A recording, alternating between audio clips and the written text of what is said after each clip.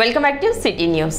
జగనన్న కాలనీలో లబ్ధిదారులు ఇచ్చిన ఫిర్యాదులపై సత్వర న్యాయం జరిగే విధంగా చూస్తామని మంత్రి నాదెండ్ల మనోహర్ తెలిపారు. పెదరావూరు గ్రామంలో జగనన్న కాలనీలో ఏర్పాటు చేసిన నివేశన స్థలంలో మరియు గృహ నిర్మాణాలపై లబ్ధిదారులతో అవగాహన సదస్సులో మంత్రి నాదెండ్ల మనోహర్ మాట్లాడుతూ ఇళ్ల నిర్మాణ లబ్ధిదారులు ఎన్నో ఇబ్బందులు పడుతున్నారని, ఆదివారం అయితే అందరూ ఉంటారని, మీ సమస్యలు తెలుసుకోవడానికి ఈ రోజు అవగాహన సదస్సు ఏర్పాటు చేసినట్లు చెప్పారు. మీ సమస్యలు ఏమి ఉన్నా ఇక్కడ ఏర్పాటు చేసిన సభలో తన దృష్టికి తీసుకురావాలని, వాటిని వెంటనే పరిష్కరించే విధంగా చర్యలు తీసుకుంటానని తెలిపారు. గతంలో అధికార యంత్రాంగం నుండి లబ్ధిదారులకు సరైన సహకారం లేదని వస్తున్న సమస్యలు చూస్తే అర్థమవుతుందని అన్నారు. అతి కొద్ది మంది మాత్రమే ఇళ్లు కట్టుకున్నట్లు కనపడుతుందని, ఇళ్ల పట్టాలు ఇచ్చారు కానీ ఇళ్ల స్థలాలు చూపించలేదు. ఇది చాలా దారుణం, దుర్మార్గమని అన్నారు. ఇళ్లు కట్టడానికి కాంట్రాక్టర్లు డబ్బులు తీసుకొని సగంలో ఆపేసి లబ్ధిదారులను ఇబ్బందులకు గురిచేస్తున్నారని, కూటమి ప్రభుత్వం లబ్ధిదారులకు న్యాయం చేసే బాధ్యతకి కట్టుబడి ఉందని మంత్రి నాదెండ్ల మనోహర్ తెలిపారు. మళ్లీ నెల తర్వాత కలిసి ఇంకా ఏమి సమస్యలు ఉన్నా చర్చించనున్నట్లు చెప్పారు. భూములు అమ్మడానికి వచ్చిన వారి దగ్గర కాకుండా వారి అనుచరులను అడ్డుపెట్టుకుని భూములు కొనుగోలు చేశారని ఆరోపించారు. కొంత సమయం ఇవ్వాలని, ఖచ్చితంగా ఆదర్శవంతమైన కాలనీగా తీర్చిదిద్దుతామని మంత్రి నాదెండ్ల మనోహర్ స్పష్టం చేశారు. ఎవరికైతే ఇళ్ల స్థలం ఉంది అని చెప్పారు కానీ చూపించలేదు, వాళ్ళకి 2-3 కౌంటర్లు ఏర్పాటు చేసుకున్నాం. ఎవరికైతే ఇల్లు కడతామని చెప్పి కట్టలేదు, వాళ్ళకి చేయాల్సిన కార్యక్రమం ఏ విధంగా ముందుకు తీసుకెళ్తామనే దానిపైన కూడా పూర్తి అవగాహన వచ్చేటట్టు చేశాను. నేను నాకు కాలనీలో కూడా నేను పర్యటిస్తున్నప్పుడు కొన్ని చోట్ల అస్తవ్యస్తంగా కట్టారు, కొన్ని చోట్ల సరైన వసతులు లేవు. భవన నిర్మాణాలు జరిగేటప్పుడు ముందుగా మనం చేయాల్సింది ఏంటంటే, ఇక్కడ సుమారు ఎక్కడైతే ప్రభుత్వం నుంచి పొరపాట్లు ఉన్నాయో నేను మీకు మాట ఇస్తున్నాను, నెల రోజుల్లోనే వాటిని సరిదిద్దుకొని మీకు ఇబ్బంది కలగకుండా ఖచ్చితంగా మీకు న్యాయం జరిగేటట్టు, ఏదైతే మీరు కలగన్నారో సొంత గృహ నిర్మాణం చేసుకోవాలన్న ఒక తపనతోటి పాపం ఇంతమంది ఆవేదనతోటి ఈరోజు వచ్చారు, వాళ్ళందరికీ న్యాయం చేసే బాధ్యత ఈ ప్రభుత్వం తీసుకుంటుందని మనస్ఫూర్తిగా నేను మీకు హామీ ఇస్తున్నాను. నెల రోజుల్లోనే మనందరం మరొకసారి ఇట్లానే ఒకసారి ఇక్కడ కలుసుకుని ఇంకా ఏమైనా సమస్యలు ఉంటే వాటి గురించి పరిష్కారం చేద్దాం. చాలా మంది నాకు చూపించింది వర్షం పడినప్పుడు కనీసం వెళ్ళలేకపోతున్నాం అని. కొంతమంది అయితే ఏం చెప్పారంటే మెయిన్ రోడ్ మీదే వాళ్ళ స్కూటర్లు ఆపేసుకుని నడుచుకుంటూ వాళ్ళ గృహాల దగ్గరికి వెళ్తున్నాం అని చెప్పారు. చాలా మంది మహిళలు ఆవేదన పడింది కనీసం వీధి దీపాలు లేవని. ఇది కొన్ని చోట్ల ఏమో లైట్లు ఉన్నాయి కానీ వెళ్ళడం లేదు, కొన్ని చోట్ల అసలు ఇంకా కనెక్షన్ ఇవ్వలేదు. మీరు వీళ్ళు హడావిడిగా వాళ్ళు దోచుకోవడానికి చేసిన కార్యక్రమం తప్ప పేదవాళ్ళ కోసం చేసిన కార్యక్రమం కాదు. 399 కోట్ల రూపాయలతో ఈ భూములు కొన్నారు. పూర్తిగా కమిషనర్ గారికి హ్యాండ్ ఓవర్ చేయాలి అర్బన్ హౌసింగ్ కింద. కానీ కావాలని కొంతమంది దాంట్లో చేర్చి గ్రామీణ ప్రాంతాల నుంచి కూడా తీసుకొచ్చి వాళ్ళ సొంత మనుషులు పెట్టుకున్నారు. ఎందుకంటే మున్సిపాలిటీ నుంచి మనం రోడ్లు వేయడానికి సిద్ధమైన లేఅవుట్లోనేమో గ్రామీణ ప్రాంతాల నుంచి వచ్చిన లబ్ధిదారులు ఉన్నారు, వేరే గ్రామాల నుంచి వచ్చిన వాళ్ళు ఉన్నారు. పేదవారికి సంబంధించిన గ్రామస్తుల్ని మాత్రం తీసుకెళ్ళి ఎక్కడో పాడేశారు, వాళ్ళకి మాత్రం న్యాయం జరగలేదు. ఎవరైతే భూములు ఇవ్వడానికి ముందుకు వచ్చారో రైతులు 90 లక్షలు, 1 కోటి రూపాయలు పెట్టి భూములు కొన్నారు వాళ్ళు. ఇది ఖచ్చితంగా సమగ్రమైన విచారణ జరగాలి. నేను తహసీల్దార్ గారు చెప్పాను, దీనిపైన ఎంక్వైరీ వేస్తాం. ఎవరైతే ఆ విధంగా వివరించారో వాళ్ళపైన యాక్షన్ ఖచ్చితంగా తీసుకుంటుంది ప్రభుత్వం అని చాలా స్పష్టంగా చెప్తున్నాను. జాగ్రత్తగా మీరు డ్రైనేజ్ వ్యవస్థను ఏర్పాటు చేసుకోవాలి. రాబోయే రోజుల్లో నేను మీకు మాట ఇస్తున్నాను, ఖచ్చితంగా ఇది ఒక ఆదర్శవంత కాలనీగా మనం మార్చుతాం. చాలా బాగా చేద్దాం. కొంచెం సమయం ఇవ్వండి, నిధులు తీసుకొస్తాను, రోడ్లు వేద్దాం, మీకు కాలువలు కట్టిద్దాం.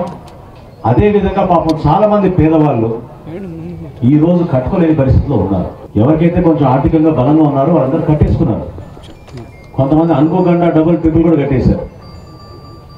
మరి వాళ్ళ పేదవాళ్ళ కేటగిరీలు ఎట్లా ఉన్నారో మనకు తెలియదు కానీ కట్టుకున్నారు. సో ఎట్టి పరిస్థితుల్లో కూడా నేను మీకు మాట ఇస్తున్నాను, మార్చి కల్లా దాదాపు కొత్తగా మనకు వచ్చిన లేఅవుట్లో భాగంగా 1900 లబ్ధిదారులు మనం గుర్తించి అదనంగా మనం ఇప్పుడున్న 1889కి ఇంకొక 1800 మందిని మనం చేర్చి వాళ్ళందరికీ కూడా ఇళ్ల స్థలాలు ఇచ్చిన ఇళ్ల స్థలాలకి వాళ్ళకి కేటాయించి పనులు ప్రారంభించేటట్టు తప్పకుండా మేము హౌసింగ్ డిపార్ట్మెంట్ నుంచి అన్ని విధాలుగా మేము దాన్ని కసరత్తు చేసి సిద్ధం అవుతామని మనస్ఫూర్తి మీకు చెప్పుకుంటున్నాను.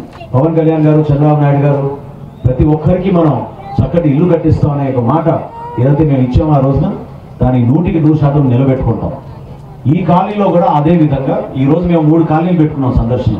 మొట్టమొదటిది పెదరావూరు, ఇక్కడ చాలా పెద్ద లేఅవుట్ ఇది, 78 ఎకరాల్లో కనీసం మౌలిక సదుపాయాలు సరిగ్గా వీళ్ళు ఏర్పాటు చేయలేదు. వాళ్ళు చేసిన పొరపాటు అది. మొట్టమొదటి 38 కోట్ల రూపాయలు శాంక్షన్ చేశారు, కానీ మౌలిక సదుపాయాలు ఏర్పాటు చేయలేదు.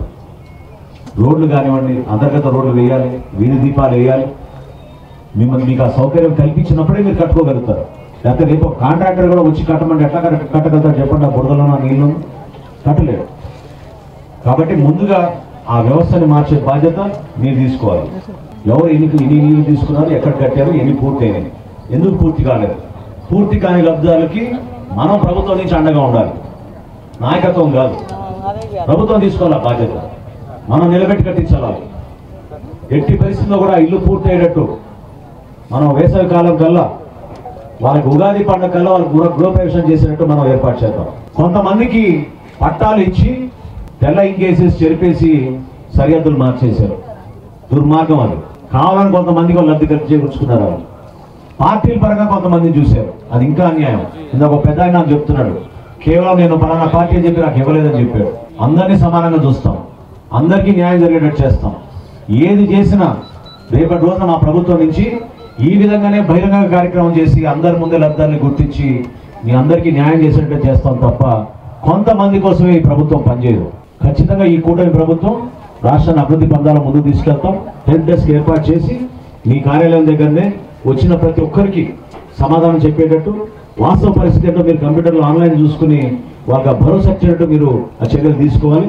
6 కౌంటర్లు కూడా మీరు కొంచెం జాగ్రత్తగా ఓపికగా మీరు ఆ కాగితం ఇస్తే ఇవన్నీ కలెక్ట్ చేసుకుని మీకు నేను ఇందాక మాట ఇచ్చినట్టు నెల రోజుల్లోనే మనం మరొకసారి ఇటువంటి సమావేశం ఇక్కడ ఏర్పాటు చేసుకుని ప్రతి ఒక్కరికి సమగ్రంగా మీకు సమాచారం అందించడమే కాకుండా మీకు న్యాయం జరిగేటట్టు మేము అందరం కూడా చేస్తామని మనస్ఫూర్తిగా నేను కోరుకుంటూ, ఎక్కువ శాతం నిజమైన పేదలకు కాకుండా అనర్హులకు ఇళ్ల స్థలాలు ఇచ్చారని, నిజమైన పేదలను గుర్తించి ఇళ్ల స్థలాలు కేటాయిస్తామన్నారు. ఇళ్ల స్థలాలు ఇచ్చి కనీస సౌకర్యాలు కల్పించకుండా ఇళ్ల నిర్మాణం ఎలా జరుగుతాయని, ఇళ్ల స్థలాలు ఇళ్ల నిర్మాణం అక్రమాలపై విచారణ జరిపించి నివేదిక ప్రకారం కఠిన చర్యలు తీసుకుంటామని తెలిపారు. పార్టీల పరంగా ఇళ్ల స్థలాలు పట్టాలు ఇచ్చారు, ఇది చాలా దుర్మార్గం అన్నారు. లబ్ధిదారులు ఇచ్చిన ఫిర్యాదులపై సత్వర న్యాయం జరిగే విధంగా చూస్తామని, ఉగాది కల్లా పేదలు ఇళ్ల గృహ ప్రవేశం చేసే విధంగా చూస్తామని మంత్రి నాదెండ్ల మనోహర్ తెలిపారు.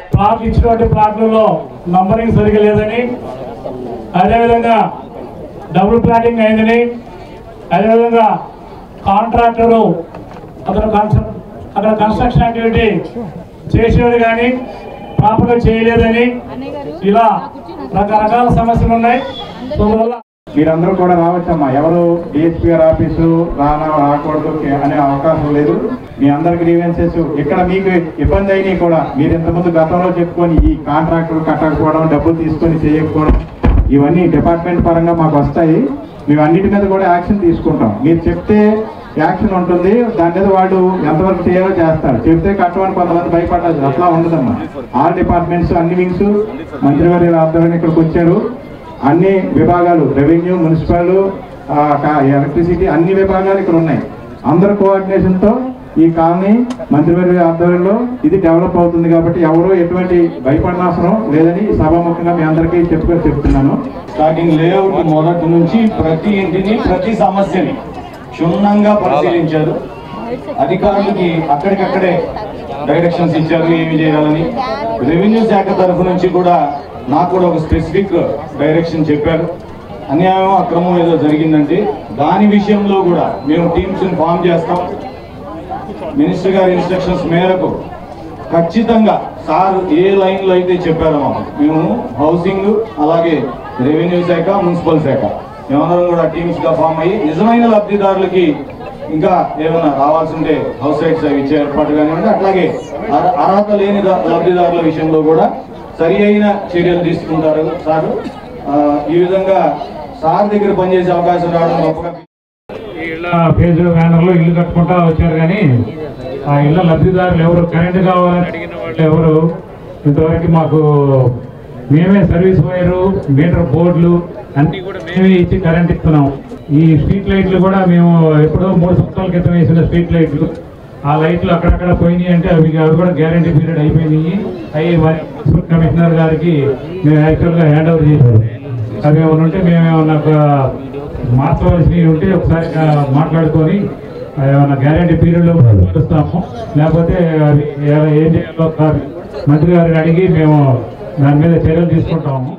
వాసవి క్లబ్ గవర్నర్ పువ్వాడ నారాయణ తెనాలి పర్యాటక సందర్భంగా పలు సేవా కార్యక్రమాలు నిర్వహించారు. ఇందులో భాగంగా వాసవి అమ్మవారి దేవస్థాన ప్రాంగణంలోని గీతా మందిరం నందు వివిధ కార్యక్రమాలు నిర్వహించారు. ఫ్రెండ్షిప్ డేను పురస్కరించుకొని ఫ్రెండ్షిప్ బ్యాండ్స్ కట్టి అభినందనలు తెలుపుకొని స్వీట్స్ పంచుకున్నారు. విద్యార్థులకు నోట్బుక్స్ పంపిణీ చేశారు. క్లబ్ పూర్వ అభ్యర్థులకు సన్మాన కార్యక్రమం చేపట్టారు. వృద్ధులకు నిత్యావసర సరుకులను పంపిణీ చేశారు. మా వాసవి క్లబ్ ఇంటర్నేషనల్ చేసే ప్రతి ఒక్క కార్యక్రమం కూడా ఇప్పుడు ప్రభుత్వం అన్ని కులాల వారికి తక్కువగా ఉన్నారని చెప్పి వారికి తగిన సేవలు చేస్తూ ఉంటారు.